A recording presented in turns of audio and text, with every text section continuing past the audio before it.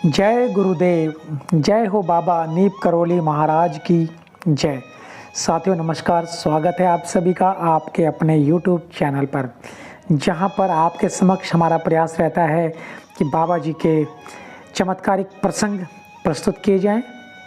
और आशा करते हैं आपको बाबा जी के चमत्कारिक प्रसंग अवश्य ही पसंद आ रहे होंगे और आप हमारी वीडियो को देख रहे हैं, इसके लिए आपका बहुत बहुत धन्यवाद, बहुत बहुत आभार व्यक्त करते हैं हम लोग। तो आज हम चर्चा करेंगे एक ऐसे वृद्ध दंपति के बारे में जो ऐसे स्थान पर ठहरे थे, ऐसी धर्मशाला में ठहरे थे जो धर्मशाला बिल्कुल जीर्ण हो चुकी थी। और बाबा जी को उसके बारे में पता लगा।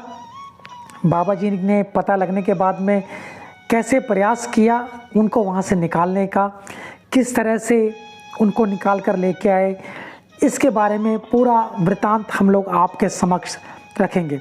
आप वीडियो को अंत तक देखिएगा, समझिएगा किस तरह से बाबा जी अपने भक्तों की व्यथा को, अपने भक्तों की समस्याओं को समझ जाते थे, क्योंकि वह वास्तव में एक अंतर्यामी थे। और आज भी अगर कोई सच्चे मन से बाबा जी को याद करता है तो बाबा जी उसकी समस्याओं को अवश्य ही दूर करते हैं।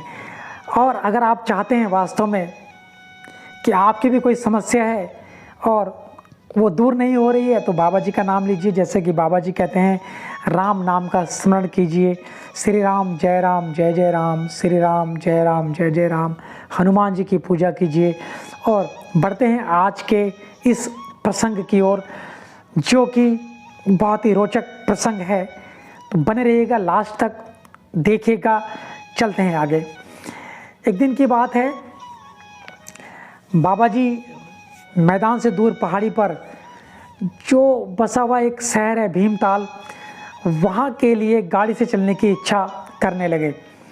वह भीमताल में पहुंचकर सीधे एक भक्त के घर जाते हैं और वहाँ पर पहुंचकर बोलते हैं कि कुछ और भक्तों को यहाँ पर एकत्रित करो। और शिव मंदिर में कुछ लोग ठहरे हुए होते हैं, उनको बोलते हैं जो शिव मंदिर में धर्मशाला है वहाँ पर कुछ व्यक्ति ठहरे हुए हैं, उन्हें भी यहाँ अपने साथ ले आओ। उस शिव मंदिर के पास में जो धर्मशाला थी वह इतनी जीर्ण थी कि इसमें कोई ठहरना ही नहीं चाहता था, ना ही उसमें कोई ठहरता था। पर होता क्या है कि कुछ भक्त उस धर्मशाला में जाते हैं बाबा जी के कहने के अनुसार। जैसे कि बाबा जी ने कहा था कुछ लोग ठहरे हुए उनको यहाँ ले आओ। वहाँ पहुँचते हैं और दरवाजे को खटखटाते हैं, पर वहाँ से कोई आवाज़ नहीं आती। सब कुछ ऐसा लगता है कि अंदर कोई है ही नहीं। ज़ोर से आवाज़ देने पर भी कोई प्रतिक्रिया नहीं होती है। और वे वहाँ से निराश लौटकर बाबा जी महाराज के पास पहुँच जाते हैं। बोलते हैं, बाबा जी महाराज जी वहाँ तो कोई भी नहीं है।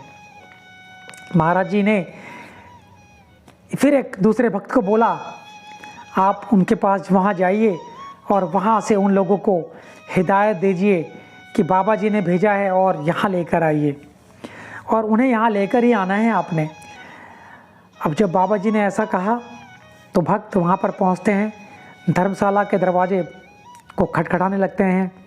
अंदर से कोई आवाज़ नहीं आती, तो फिर वो दरवाजे को ज़ोर ज़ोर से और खटखटाते हैं, क्योंकि दरवाज़ा अंदर से बंद होता है।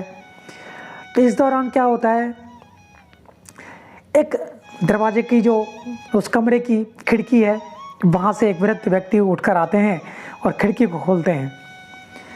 जब वो वृद्ध व्यक्ति आते हैं तो भक्त उनसे अनुरोध करता है कि बाबा जी ने कहा है आप हमारे साथ चलिए, हमारे साथ आपको चलना ही पड़ेगा। पर वो वृद्ध दंपति बोलते हैं, नहीं, हम नहीं जाना चाहते, आप हमें यहीं रहने दीजिए, आप चले जाइए यहाँ से। पर अंत में जो भक्त होते हैं उनका जो अड़ियल रवैया होता है, उस अड़ियल रवैये के कारण वो उन वृद्ध दंपति को किसी न किसी तरह मना लेते हैं। और इस वजह से उन वृद्ध दंपति को उस भक्त के द्वारा महाराज जी के पास ले जाने में सफलता मिल जाती है। महाराज जी जब उन वृद्ध दंपति को देखते हैं तो ज़ोर ज़ोर से बोलते हैं क्या तुम यह सोचते हो कि स्वयं को भूखा मारकर तुम ईश्वर को डरा लोगे? ऐसा नहीं हो सकता। वह अपने भक्तों को इतनी आसानी से कभी मरने नहीं देता। प्रसाद पाओ, प्रसाद लो, बाबा जी ने उस वृद्ध दंपति से कहा। बाबा जी ने उनके लिए बाजार से कुछ पूड़ियाँ और मिठाइयाँ मंगवाई, परंतु उस वृद्ध दंपति ने उन्हें खाने से इनकार कर दिया। फिर बाबा जी ने काफ़ी आग्रह किया, तब जाकर उन्होंने कुछ ग्रहण किया। वे वृद्ध दंपति कौन थे, इनके बारे में हम आपको अब बताएंगे। ये वृद्ध दंपति दक्षिण भारत के थे और उत्तराखंड स्थित बद्रीधाम और अन्य तीर्थ स्थलों की यात्रा पर निकले थे। ये वृद्ध दंपति काफ़ी धनाढ़ परिवार से थे, लेकिन होता क्या है कि जो इनकी शेष राशि, जो इनके पास राशि बची होती है, जो उन्होंने सेविंग किया होता है, ये सोचते हैं कि इस राशि को हम भगवान को और अपनी उम्र को भगवान को अर्पित करेंगे। पर इनका जो उद्देश्य होता है अच्छा चल रहा होता है, ये अपना घर बार छोड़कर निकल चुके होते हैं और रास्ते में इनका जो सामान होता है, इनके जो पैसे होते हैं, वो कहीं बद्रीनाथ से आते हुए चोरी हो जाते हैं। अब इनके पास ना तो सामान होता है, ना ही कुछ पैसा बचा हुआ होता है। अब ये भीमताल जाने के लिए इनके पास जो पैसा रह गया था, बस उसी तरह से किसी तरह भीमताल पहुंचते हैं। भीमताल पहुंचकर उन्हें कुछ दिखाई नहीं देता, तो वो जो वीरान धर्मशाला इनको दिखाई देती है, उसमें इनके सोचते हैं कि हम बिना अन्न और जल के ही यहाँ पर प्राण त्याग देने का ये निश्चय करते हैं।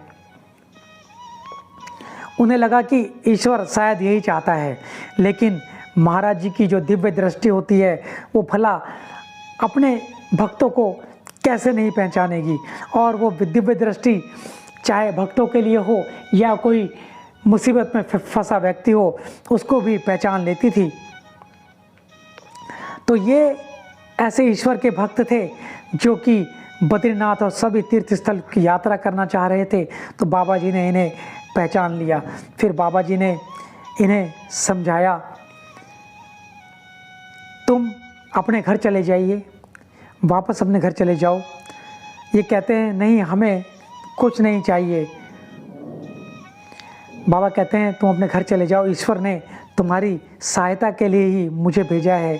और बाबा जी इन्हें कुछ पैसे देते हैं और इनसे ये मना करते हैं पैसे लेने के लिए कि हमें बाबा जी पैसे नहीं चाहिए, हम अपना किसी न किसी तरह से निर्वाह कर लेंगे।